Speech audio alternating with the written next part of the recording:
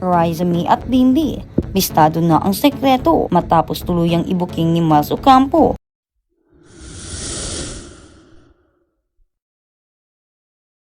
ang kanilang tinatagong ugnayan sa harap ng kamera. Isang napakalaking pasabog ang tuluyang yumanig sa mundo ng showbiz matapos kumalat ang isang hindi inaasahang tagpo na nagpapatunay umano sa matagal ng pinaghihinalaang namamagitan sa dalawa sa pinakasikat na dating child star ng bansa. Naging sentro ng mainit na usapin sina Bimbi at Riza May matapos silang makitaan ng kakaibang lambingan sa likod ng kamera.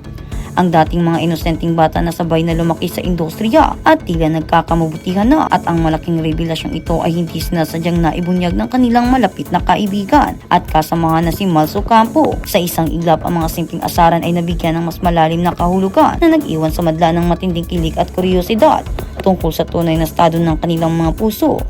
Nagsimula ang lahat sa isang tila inosenteng paggawa ng nilalaman para sa social media kung saan sumabak ang dalawa sa isang sayang hamon ng pag-arte na nangangailangan ng mabilis ang pagpapalit ng emosyon.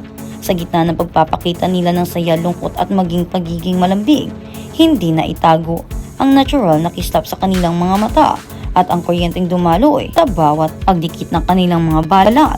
Sa puntong ito, pumasok sa eksena si Miles na hindi na napigilan ang sarili at ahasang ipinagsigawan na lubos silang bumabagay sa isa't isa. Ang panunoksong ito mula sa isang taong saksi sa kanilang pang-araw-araw na samahan ay nagsilbing mitya upang magliyab ang mga espekulasyon na mayroon ngang lihim na pag-iibigang umusbong sa pagitan ng tinaguriang pambansang pangarap na binata at ng paboritong anak ng bayan. Habang patuloy na pinagpipistahan ng publiko ang nakakilig na tagpo, mas naging kapansin-pansin din ang malaking pagbabago sa imay ni Riza at Bimbi. Mula sa pagiging bibong bata, si Riza ay namumukadkad bilang isang dalagang may makakabighaning aura, habang si Bimbi naman kitaan ng kakisigan na nagpapabilis sa tibok ng puso ng maraming kababaihan. Ang kanilang pagiging komportable sa isa't isa sa kabila ng mga mapanuring mata ng madla ay nagpapakita ng isang malalim na pundasyon ng pagkakaibigan na madaling mauwi sa romansa. Dagdag pa rito ang naging pagtalakay nila sa mga isyu patungkol sa matinding pagbabatiko sa online na mundo ay nagpamalas ng kanilang kahandaang ipagtanggol at protektahan ng isa't isa laban sa anumang intriga. Isang malinaw na sinyalis na pagpapahalaga sa isa't isa sa magulong mundo ng showbiz kung saan ang katotohanan ay madalas na itinatago sa likod ng mga nakasulat na script at pilit na mga ngiti. Ang ganitong uri ng natural na interaction ay itinuturing na isang ginto. Bagaman walang opisyal na pag-amin na nagmumula sa alinmang kampo, ang naging mapangahas na pahayag ni Miles ay sapat na upang magtanim ng malaking marka sa isipan ng mga tagahanga. Ang madla ay patuloy na nakabantay sa bawat galaw, bawat sulyap at bawat palitan ng ngiti ni Riza May at Bimbi. Sa huli, panahon lamang ang makapagsasabi kung ang matamis na pagkakaibigang ito ay tuluyang lalagpas. At sa kabilang banda, Riza May's viral livestream, she recognized this horrifying secret to Bimbi. Many netizens were surprised after Riza shared a statement about her and Bimbi. It immediately became a topic of discussion. What did she say to Bimbi? Was it some kind of terrible secret? What's revealed will shock the public, libo-libong netizens. Sabay-sabay na nanood. Muling naging usap-usapan si Riza May Dizon matapos ang kanyang social media live na umani ng libo-libong viewers. Sa halip na seryosong anunsyo, mas pinili ng dating child star ang isang relax at masayang pakikipagkwentuhan kasama ang kanyang mga taga-suporta, dahilan upang mabilis na dumami ang mga manonood na nagkomento. Get ready with me. Nagustuhan ng fans sa live session. Ipinakita ni Riza ang kanyang simpleng get ready with me routine matapos dumalo sa isang event. Habang inaalis ang kanyang makeup, contact lenses at inayos ang kanyang buhok, sinagot niya ang ilan sa mga tanong ng viewers at nagbahagi ng mga kwentong tungkol sa kanyang araw-araw. Marami ang humanga sa kanyang natural na personalidad at pagiging palakaibigan. Bahagi din ng simpleng detalye tungkol sa kanyang OOTD. Isa rin sa napansin ng mga viewers ang suot ni Riza. Ibinahagi niya ang kanyang dress ay nagkakahalaga ng humigit kumulang 1,000. Napag-usapan din ang kanyang contact lenses, makeup at beauty routine na lalo pang ikinatuwa ng kanyang mga tagahanga.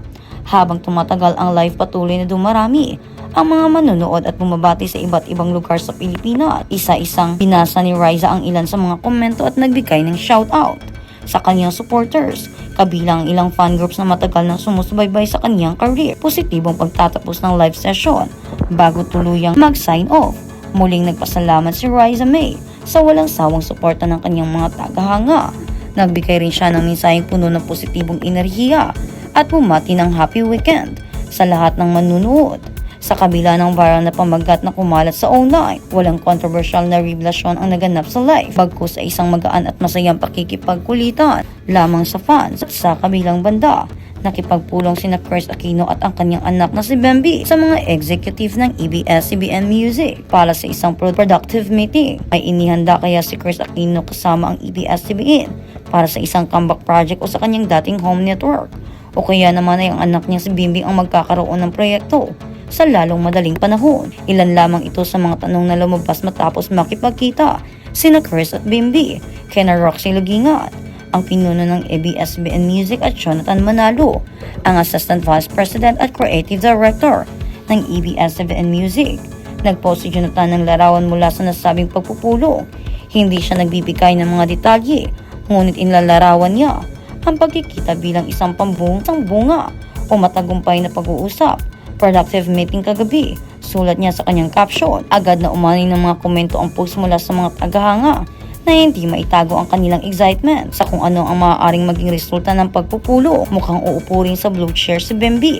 Meron ng isang netizens na tumutukoy sa iconic na asul na puwan kung saan umuupo ang mga artist ng ABS-CBN Music matapos kumpirmahing bahagi na sila ng kanilang roster. Dumalaw rin sa pagpupulang sina Darla Soler, matagal ng kaibigan ni Chris na nakatrabaho niya sa Chris TV, at si Jasmine Paliera na nagsisilbing executive producer ng nasabing programa. Naging guest host na si Bimbi sa isang noontime show, ngunit napakita rin siya ng lumalaking interest sa musika. Nasa ilalim siya ng Cornerstone Entertainment at ibinahagi ni Chris na kumukuha ng voice lessons ang kanyang anak sa ilalim ng paggabay ni Coach Thor Dulay. Ang kanyang singing lessons kasama si Coach Thor at ilang mga tito na superstar na nag-volunteer na turuan siya tungkol sa stage presence at kung paano gawing masaya ang pakikipag-ugnayan sa audience para sa lahat. Sulat ni Chris sa isang Instagram post noong Oktubre ng nakaraang taon. Mula noong siya ay 11 taong gulang pa lamang, siya na ang aking kasama sa tuwing kailangan akong patulugi para sa napakaraming medical procedure na aking pinagdadaanan. Isang doktor na mahilig kumanta. Salamat hani sa pagiging katuparan ng mga hiling ni Mama. Dagdag niya pa, gayunpaman hindi na bago kay Bimbi ang ABS-CBN Music. Naging bahagi siya ng album ni Chris Aquino na We Are One, kung saan siya itinampok sa pangalang Baby James. Inilabas ang record sa ilalim ng Star Record, ang sangay ng network niya nakatuon sa musika, at inulunsad noong Hunyo 2009, compound ng ABS-CBN sa Quezon City. Ang buong pamagat nito ay We Are One, a musical aid to training, mother and child bonding, and learning experience, at inilalarawan ito noong panahon ng iyon bilang isang edutaining na album. Ginawa ito para sa buntis na kababaihang mga sanggol at maliit na bata upang matulungan ang mag-ina